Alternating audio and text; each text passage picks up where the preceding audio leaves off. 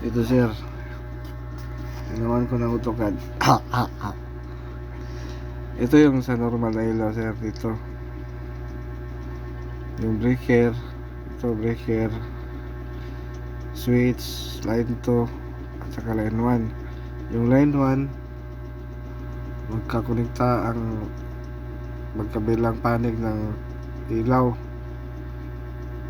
Yung line 2 lang kasi yung pinaputol dyan para bigyan ng switch ito.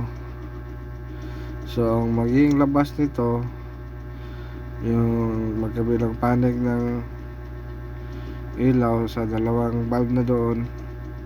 Ito isang wire at saka isa sa line, so tatlo.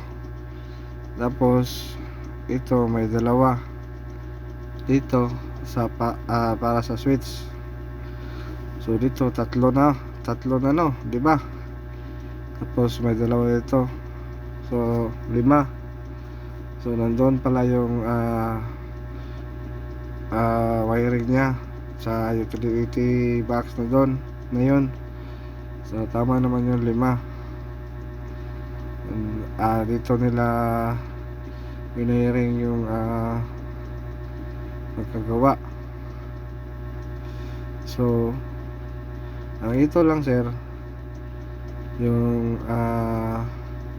line to sa switch kasi, at saka line to dito. Bali dito tatlo to dapat sa ilaw dito. Tapos itong isa hindi ito pwede masama dyan para kasi dalawang butas lang yun yung sa ilaw. Yung sitak na binili mo, dalawang butas lang yun. So itong dalawa pwede isama padong diri sa isang butas, saka isang tatlo dito sa isang butas. So yan, kasi umilaw yung dalawang ilaw mo pag on mo dito sa isang switch.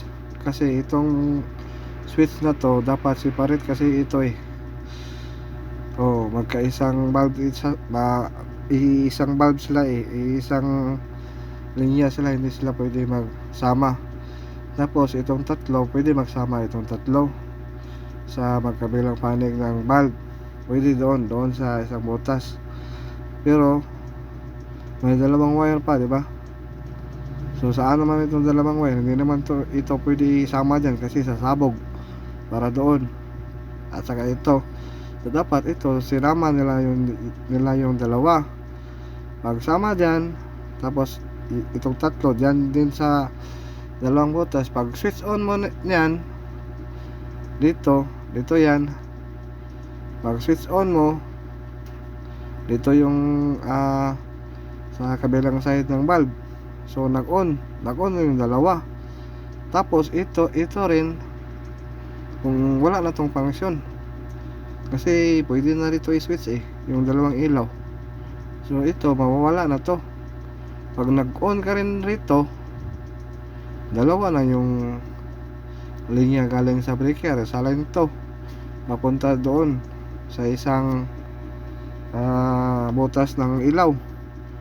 Dalawa na yung magiging switch nya. Tapos dito yung dalawang dito sa baba, connected kasi yan sa baba. Tapos dalawa na yung switch nya papunta doon, magiging connected din ito. Tapos nagtataka ako bakit sumabog. Pwede lang man ito i-switch dito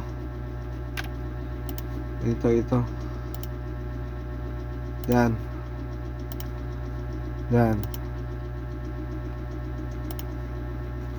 ito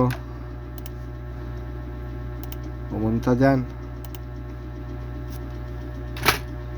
saka itong tatlo sir pumunta dito. Yan, dalawang butas lang ito sa ilaw to sa ilaw to na butas sa ilaw yan.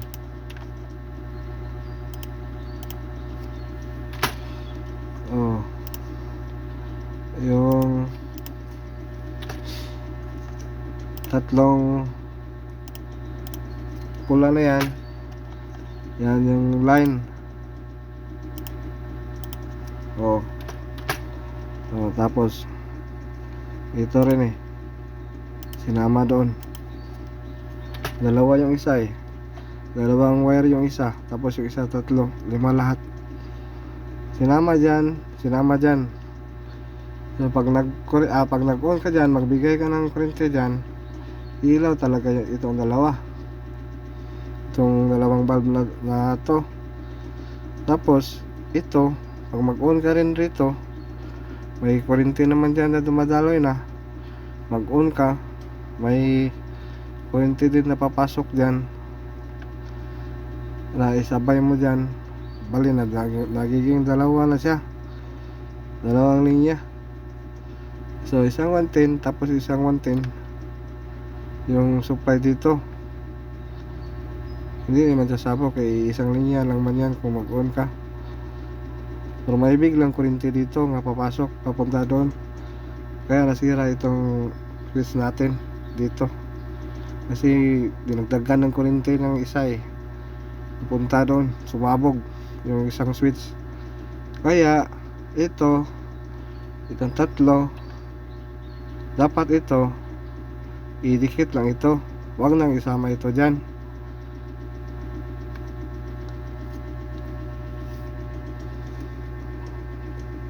Tapos itong dalawang ito, isa dyan, tapos ang isa dito, wag din isama dyan, isama rito. Isa lang yung isama natin dyan, papunta rito. Tapos isa rin papunta rito, papunta rito, dito sa kabilang side, para magkailaw silang dalawa. Yan yung solusyon, sir. Ganito kasi yan